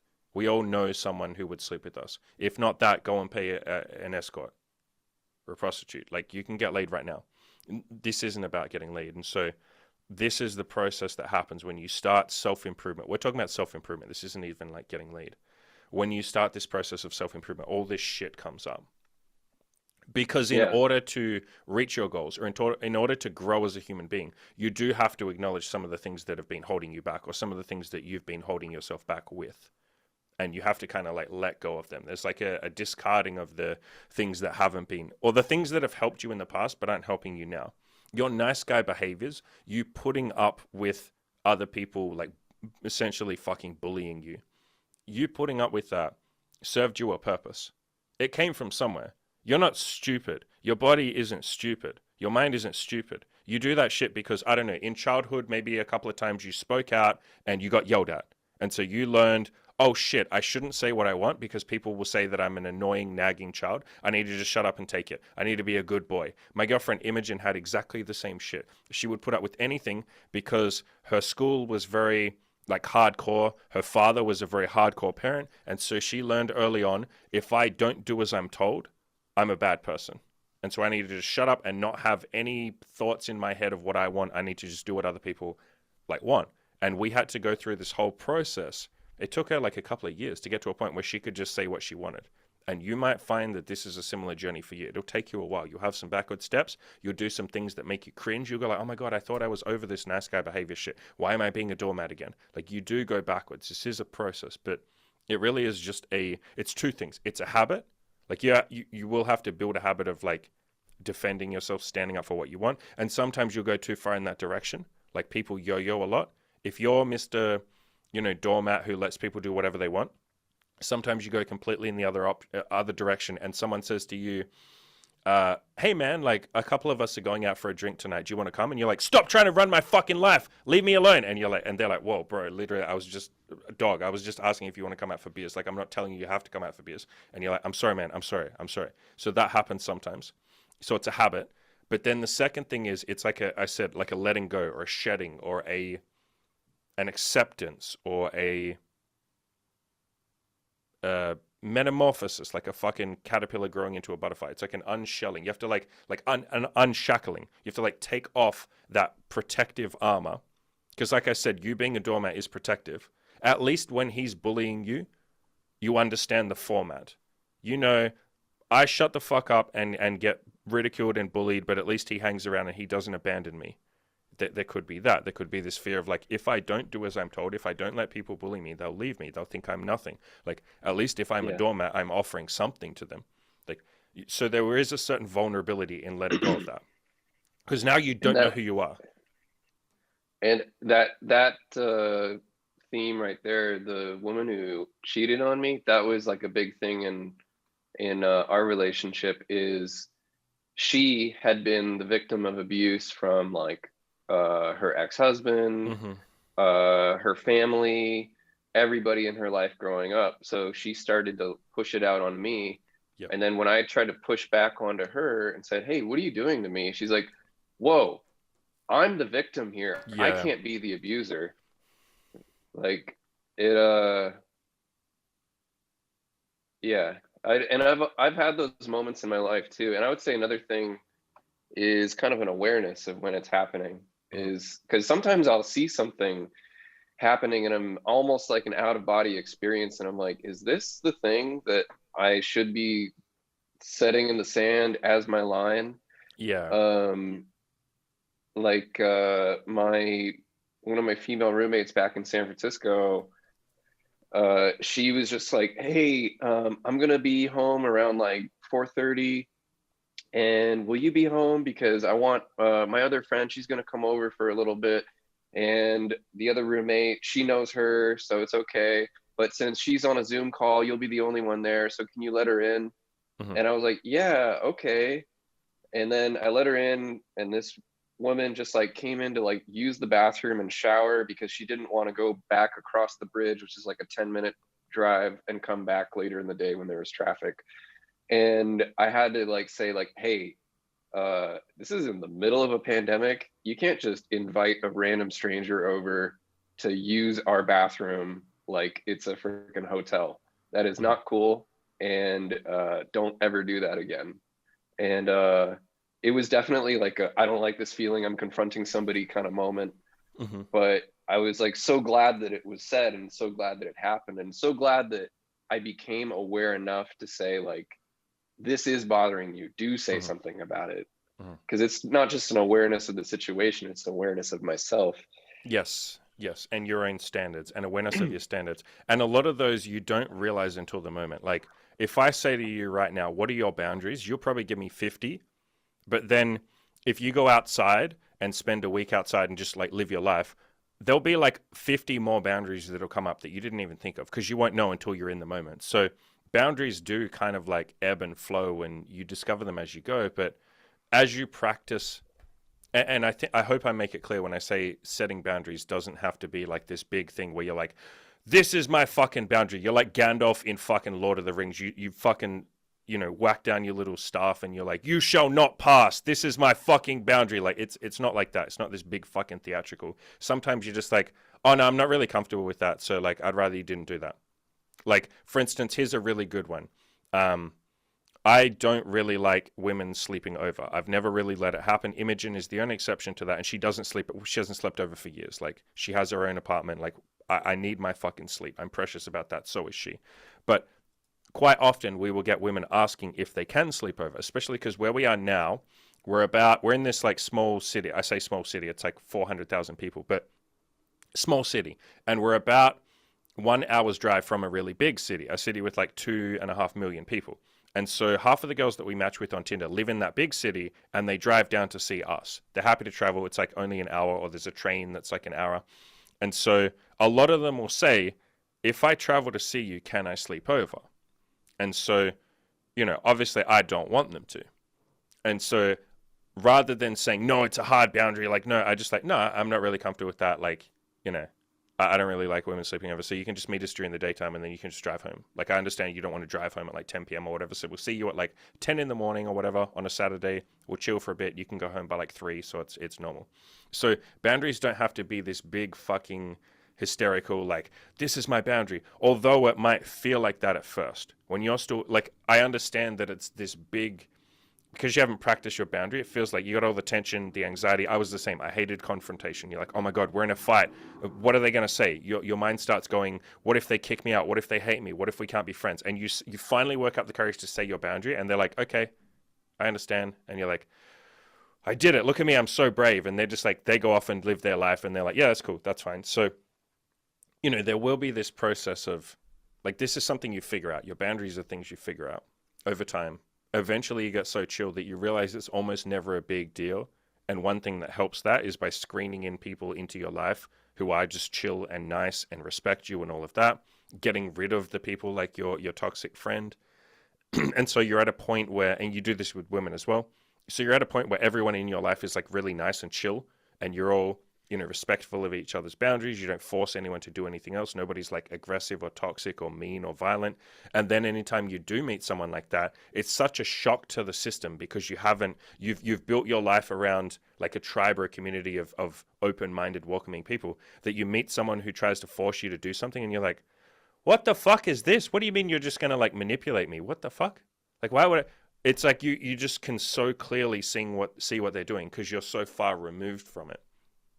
And you talked before about that moment where you're almost dissociated and you're like stepping back and you're like, oh, is this the moment in time where I set my boundary? That feeling of dissociation is a very good thing. Like, you want to try and engineer that. That just is a process of like being aware of your mind, like doing some meditating sometimes, reading books like Letting Go, Because when you're dissociated, you can sort of see, like when you step back mentally, you can see your emotions, you can see your body starting to get anxious, you can see yourself wanting to go down the path of just doing what they want and being a doormat. You can sort of see what they're saying as if they're saying it to someone who isn't you. It's like you're watching detached, you're watching a third person. Yeah. Like you're no longer yourself. And it's way easier to make a decision in that moment, like a rational decision. I will also say Yeah. it's okay if you don't make the best decision in that moment. Like, you can't expect yourself to, in the moment, be fucking rational and clear-headed all the time. Sometimes afterwards you go, oh, shit, I wish I hadn't done that. It's okay to text that person and say, hey, look, listen, I'm trying to work on my boundaries. You know, it would mean a lot to me if we didn't do that thing I agreed to, or if you wouldn't mind doing something a little different, or I just want you to know this is my boundary. I should have said something at the time, but I only just realized it. You know, I really appreciate you, like, listening to me. Absolutely. Thank you so much for that advice. And like I know you talked about it like more on like your website. And I don't know, is there some weird like taboo thing to talk about it but on the forums, but like I've used psychedelics before and it's helped me with that ego kind of Yeah. separation where you look at yourself, you kind of come back and you're like, "Oh, I've got all this shit that I've still been carrying hmm around." hmm And almost every time I do it, it helps you unpack it a little bit Yeah. more. But I think the point of almost any drug you do is to reach a point where you don't need to do it anymore. And Sure. you can be at that level, that stage where you're just aware enough of your ego as it lives in the meat suit that's driving you through the world and it's trying to keep you safe. Man, I Meditation. fucking I yeah. was going to quickly say meditation can help you get there. So can the book Letting Go. But what were you going to say? Just I've done some crazy amounts of like acid. Like I went to Yosemite, did a bunch of acid there, and I'm walking around, I'm like standing next to a fucking waterfall, and it's like the waterfall does not care about my ego death. It will kill me in a second. Yep. Yep. And here I am just like the reason I felt like, oh, this is my meat suit that my ego lives in hmm is because it's like, oh, this is just I can stand back from my body and watch it in this weird way. Yeah. Yeah. Yeah. I don't know. Maybe it's not the best talker. I don't know. No, Funny. I know exactly what you mean. And for anyone that hasn't done, by the way, anyone can talk about psychedelics on my forums. I'm happy for that. The only time I stepped in was when someone was like, "Where do I buy LSD?" And I was like, "Are you fucking kidding me? Like, please just don't ask retarded questions like that." And for anyone, I guess. let me clarify. The reason it's retarded, I shouldn't say it's retarded. The reason I don't want statements like that is because that would just bring the heat in from external sources. Like, we're not going to talk about where to source illegal drugs. I'm all for drugs. Go and do your own research. Blah blah blah. But yeah, don't use my forums Yeah, to source drugs. But I, I'm never gonna tell anyone what they can and can't put in their body. I would say if you really want that advice, you know a shady friend. Just keep talking to them. Like you know, and even if you're thinking like, oh, I know this one guy, reach out to them. Be like, you know a guy who might know a guy. They'll all fucking know yeah, somebody. And for me, it yes, was like comedians. Like I just kept talking, and I was like, yeah. So what's the deal with these mushrooms? And they're like, oh yeah, they're great. And they're like, and they're like, do you know where I get some? And then eventually someone's like, yeah, I know a guy. And I'm like, oh, cool, yeah. you can That's find it that's if just you're willing. Yeah, yeah, it's old school funny. stuff like that. It's funny that you bring up comedians again because I was going to make this point before. People anyone who doesn't know any comedians, especially stand-ups are the rawest form of comedy. Like, absolutely, it's the most vulnerable. Anyone who doesn't know any stand-up comedians, you you think that when they're sharing and being vulnerable on stage, you think it's a lot of people make the mistake of thinking like, oh, it's coming from a place of like power, and they're the ones that just don't give a fuck. They'll say whatever they want.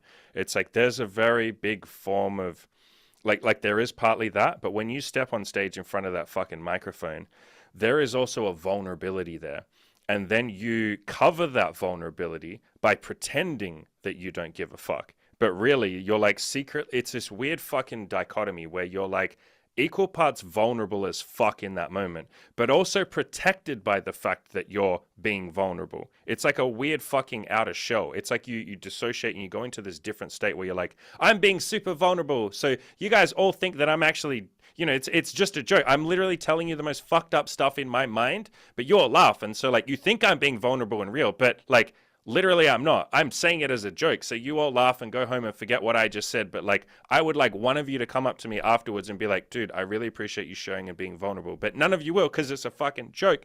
Like, so it's this weird fucking like you're half vulnerable, but you're also like so fucking not vulnerable. You're protected by the vulnerability. It's so weird. It's so even fucking dude. Even me in content creation sometimes, I will do a podcast where I'm just fucking real and raw.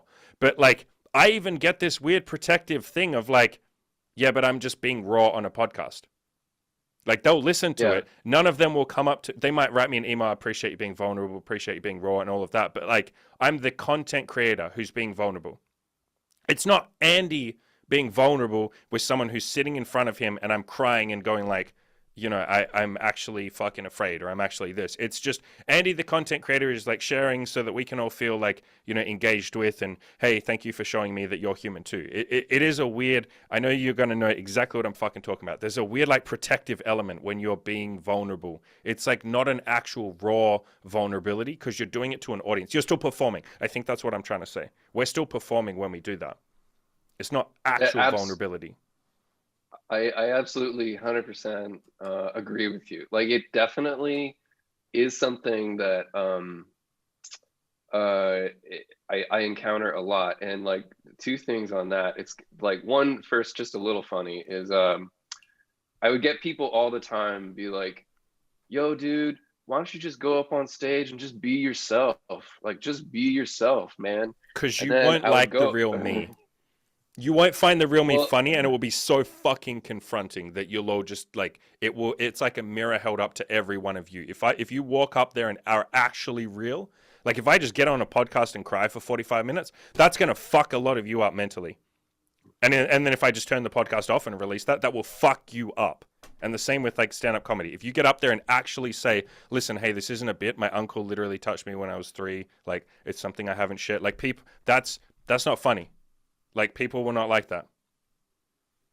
Yeah, and you're doing something different than stand-up comedy. You could say it's something else, but not stand-up comedy. This isn't fucking Nanette, like, whatever shit's going on. But I would go up, and I'll be like, all right, fine, I'll be myself.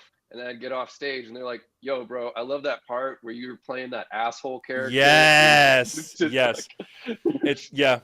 You're doing a bit. They'll think you're doing a bit, bro. Like if I just get on a podcast and say like, guys, I'm struggling, like, and I just start crying, they'll be like, oh, he's just trying to show us that he can be vulnerable. So, and he's just being a mentor in that moment. So I really appreciate him being a mentor. It's like, maybe that was my moment of realness, but you all missed it. I've said this a million times where people will, especially coaching clients, will say to me, do you ever struggle with insecurity, or do you ever have this, or do you ever have doubts, or did you ever find it really hard, or was there ever a moment you didn't think you could make it? And I will say like, I have written 50 fucking articles about this. Read this article.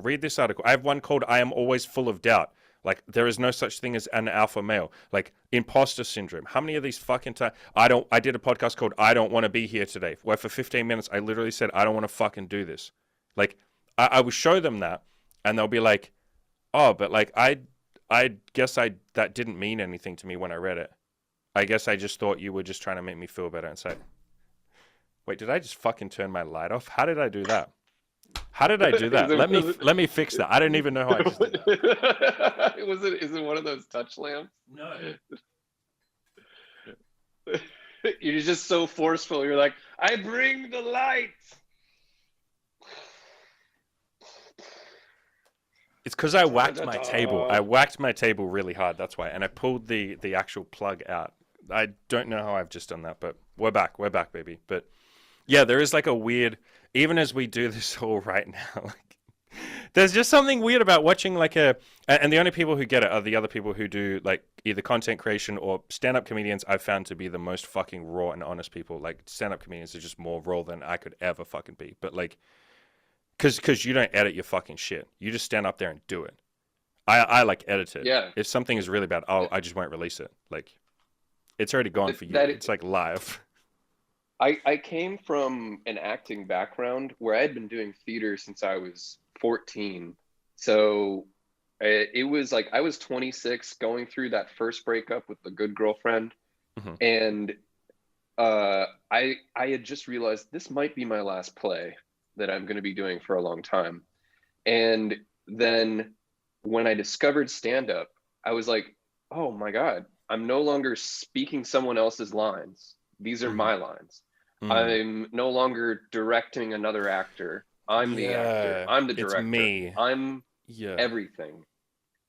Um, and so my mentor, he's like a friend of mine out here in New York. This is just so happenstance that I met him. He's like a generation one pickup artist.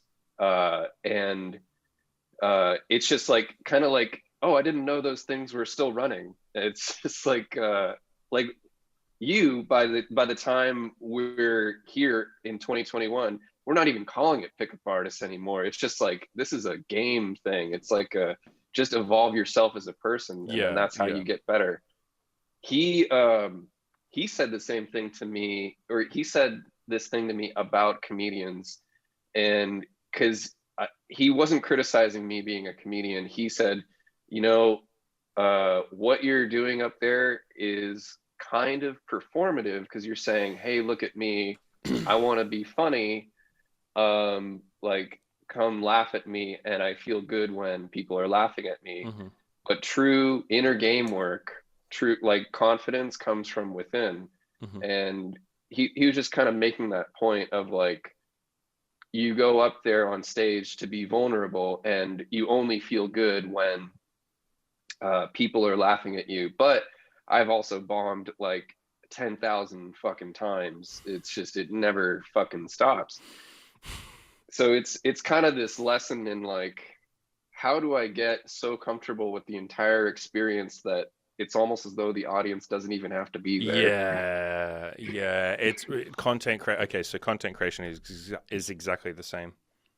That's like the enlightened point you want to get to, where you don't even like care if people reply. Like you hope that people like it, of course, but you're doing it more because you had an idea to share and you wanted to just like almost like fully fully appreciate or give full gratitude to that idea and like do it service, do it justice. That's what I'm trying to say. You wanted to do justice to the idea you had in your head and do the best video you could or the best podcast you could. And as long as you did that, you feel like you have been you've paid it forward. You've been grateful for the idea that came into your head. I imagine like stand up can be like that too. You want to get to that point where you're just like, this joke fucking kills. This joke is funny to me. I would feel because I had the same. I was like a stand up comedian in high school. As in, what I mean by that is like I was the class clown who wouldn't stop fucking making jokes. Like I couldn't help it. I got kicked out of class like literally hundreds of times. Like because I just couldn't not say the joke. I was like, the joke needs to come out. This is so fucking funny. I don't care if the teacher like expels me from the fucking school. I don't care if they have a midlife crisis because I won't shut up. Like this joke is bigger than all of us. It's like an idea that's bigger than us. I think that's what comedy is. I think that's what content like creation is. It's like the idea or the joke is bigger than me and it needs to come out. It's almost like you're a vehicle or a vessel for that joke. I know you make the jokes, but like there's But one of my favorite comedians, Norm Macdonald. He used to yeah. always Oh, he used to always get his fucking Normie. Rest in peace. God bless Normie.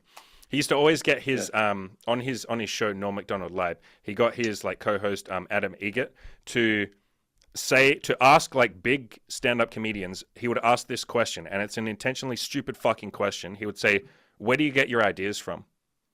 And half of the comedians would just be like, "That's a really dumb. What do you mean? Where do I get my fucking like? Fuck that question. It's a stupid fucking. What do you mean? Where do I get my ideas from? They just come into my head. You fucking idiot. Like, what do you mean? Where I just go to fuck? And one guy says, "I go to Ralph's, dickhead. I just go to Ralph's, and they have them on sale. I buy them at Ralph's, dickhead." Like, and so the point that I'm making here is like the jokes and definitely my content ideas. Maybe you can tell me if it's not like this for you, but I get the sense anyone that I've asked, it's like the ideas just kind of come to you. They're just like in your head. Like you'll just be out shopping, an idea will come. Now we have to craft it. It's not fully fucking formed. So that's what the craft of joke telling, at least from and outside of what I see it as, is you're like crafting it. That's what makes a good stand-up comedian. But everyone can have a funny idea. And once you get good at it and you open yourself up to it, ideas come all the fucking time. And so my viewing of it is like the ideas are coming outside of you and you craft them, but you're like the vessel. So then you would be doing a disservice if you didn't get those jokes out, if you didn't tell those stories, if you didn't, you know, in my case, like share content. And so when you're looking at it from that frame of mind, it's like, it almost doesn't matter what the audience thinks, because it's like, this joke is more important than me. It's like, okay, this is going to sound really fucking like, you're going to know what I'm saying here, but people will be like, what the fuck? You've just gone like full retard now. It's like, you're the fucking Messiah. You're the prophet, and you just have to get. You're the vessel. Hey man, God is speaking to you. God is telling jokes through you. No, I've done enough acid to know what you're talking about. So yeah, for me, like they call that the muse. Like the muse is speaking through you. And so for me, I totally agree with that. And it comes from a flow state, and it's like in your brain when you're thinking and you're zoned in. You can feel it when you're writing, you can feel it when you're on stage. And I felt it before doing theater. It's when you just stop thinking, you're just doing. And you get to that flow state by practicing and getting getting good enough at it that you don't even think about doing it anymore. I think the real work of being a stand-up comedian is you have this funny thought as you're going to bed at night, and you're like, who the fucking, like, God damn it, now I gotta wake up and write that down. And then you have to, that's the work. Bro, we live the same life. We live the same fucking life. You're in the shower and you're like, fuck, do I finish my shower? What if I forget the idea? God damn it, fuck this. And kind of you talked about meditation. I have a bit about meditation, but it's like, I think with thoughts and something like that, when it comes back to me, if it's like, I say to myself at the time, if I lose an idea, I was like, well, I hope it comes back. Because it's just like, was that hard for you? That was so hard for me. Like, bro, that took me like literally a year or two of like work. I had to do LSD trips to be okay with the fact that I won't get every single idea out. It was one of my friends actually who said, like, I was just being like almost neurotic, and I was just like blurting out every fucking idea to him, and he just paused and goes like, Andy. And I was like, what? And he's like, you know, you don't have to say every single thought that's in your head, right? And I was like, I wanted to just argue with him. And bro, we just sat there, I kid you not, for like half a fucking hour, and I didn't say a word. And there were like 100 thoughts, and I was like, no, I need to like honor what he just said. And like, I just didn't say anything. And we just like chilled, and we went for a walk, and I just didn't say a word. And then after that, I was like, thank you for saying that. Like that was like a huge epiphany. Him saying that was like the moment where I was like, it's okay to let these ideas go. Like, I don't have to hold all of them. It is still a huge struggle, because like, the joke is that like comedians, you guys are a bunch of egotistical maniacs. It's like, well, yeah, what do you think I'm doing up here? Like, you think this is for you? It's like, no. I know, that's the thing. Yeah, no. It's like, I'm doing it because I can't not do it. Same as like content. It's like comedians are just comedians. Like, they don't just stop being funny. They will change the format. Maybe they switch from like stand-up comedy to like, I'm gonna do a show, I'm gonna write a book. Fuck it, I'll just go on daytime TV shows and like annoy the cast, like fucking Bill Burr. He's my favorite fucking cunt for doing that. You know, I'm just gonna like try different formats, but like, you can't stop being funny. You can't stop getting that out. I don't know how you'd shut that off. You'd have to like damage your brain or something. You'd have to to drink every day. I honestly think everybody has these thoughts. Like, yes, they do. Comedy itself, like, people have told me, they're like, I could never do public speaking, and I'm like, oh, well, dude, it's not that crazy. Well, how the fuck did you do it? Like, it's like, there was a point where you were like, I can't do this. Like, I was so nervous too. Like, I pulled up to the venue like a fucking so nervous. I pulled up there like 2 weeks in a row. I was like, I knew there was an open mic night there. I saw this fucking old guy with like weird leprosy marks on his skin. Later I found out he's Tom. He just hangs out there. But it was just like, at the time I was like, what the fuck is this place? I don't know anything. And I had this, it came from that same place of the muse is speaking to me. And I would admire these people like Steve Martin, Norm Macdonald, Yep. Patrice O'Neill. Steve If you've Martin's a not fucking ever legend. seen, he has a great play called Picasso at the Le Panegile. It's basically a what if Einstein and Picasso walked into the same bar on the same night, and then they all talked to each other. And it's a great play. If you could pick up any copy of it, just read it. He talks about the muse. He talks about staying creative and all that stuff in the play. And I think Elvis walks in too or something. But anyway, I was in that play, and so it meant a lot to me at that time when I was in college going through it. But the art or the craft of stand-up comedy is doing it over and over again to the point where you're doing it and not even thinking about it. Because the first time I did it, I went there, I signed up. It was a list of like 30 people. One girl brought like 16 of her coworkers, so they're all excited to see her. And then I'm at the bottom of the list. I'm going up. It's 1 a.m. And I've got my fucking notebook covered in duct tape, and I'm just like, hey guys, I really like eating bacon, but it's not too healthy, so I only like to do it on special occasions, like if there's someone Jewish or Muslim nearby. And that was like one of the very first jokes I ever wrote, and it's the only one I can like still remember. But I'm still repping the bacon. Fucking got it. Nice. Did you get that specifically for that? Oh, I was tripping on acid with my friend, and I was like, hey, wouldn't it be funny if I got a bacon tattoo? And he's like, yeah, that'd be really funny. And then I got it. But I wasn't like high on acid when I got it. It's like that. No, I understand that was probably very meaningful. Anyone else listening will just be like, oh, it's stupid, like LSD thoughts. It's like, there are no stupid LSD thoughts, friend. Go try LSD and then you'll understand why you got the bacon tattoo. Well, it also was like, I was really into keto at the time, and I had loved bacon for such a long time. I just loved it for forever. And I was like, I don't think there's anything in my life I love more than bacon right now. Like, why wouldn't I get a strip of bacon wrapped around my arm because it's my bacon wrap? And just to show the world, it's like how much I love something, how keto actually helped me lose so much fucking weight. I also fluctuated up and down, pandemic, I was drinking a lot, like, oh, whatever. But it's like, I don't regret this decision. In fact, somebody fucking even said that when I posted it on fucking Reddit. I was like, hey, here's my tattoo. And someone's like, you're going to regret that. And it's like in the sidebar. Why would I regret it? It was like a moment of my life that I was like, I wanted it at the time. Why would I regret that? It's in the rules of the Reddit. It's like, you can't say you're going to regret that when somebody's posting a tattoo. It's like, you fucking asshole. It's like when you're talking about getting laid and they're like, you're using women. It's like there's certain cliches that in every single different like group will have that it's like, just don't fucking say that. Or you're in an entrepreneur group or something, you're in a making money group, and they're like, money doesn't buy you happiness. It's like, just stop saying the fucking, like, this is like day one, or like Babby's first insult. Like, why are you coming up with baby's first fucking insult? Like, come up with a better one. You're gonna regret that tattoo. Money doesn't buy you happiness. Girls are fucking, don't use women. Hey, I do have to go, like, literally, basically, literally now. I understand.